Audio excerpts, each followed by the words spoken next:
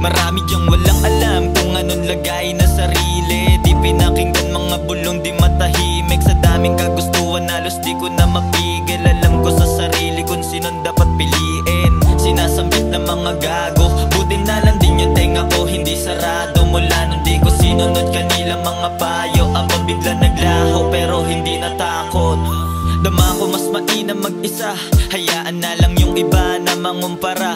Kakapuna nila sila bumababa, habang yung mga ginagawa ko kataka-taka. Kapag kanapuna nila mali, agad may nasasabi. Tikom sila sa tama, tas bulag sa nangyayari. Walang silbi yung salita, mag-ingat ka palagi. Lalo kung yung taong yun iniingatan ng marami. Dama kita men, kung may galit ka kaya kitang tablahin. Hindi ako sila na madali lang aningin. Gising na aking diwa na sinapit malagim.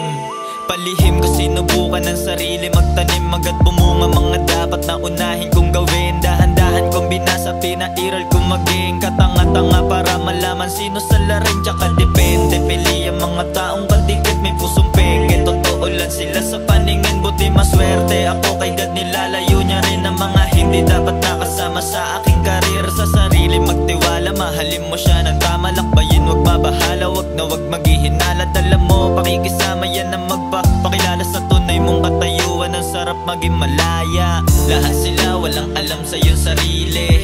Gampanan at panindigan na napili. Di na kailangan makita pa nila pagsisit, kaya pagigihan mong mukayin tuklasing maigi.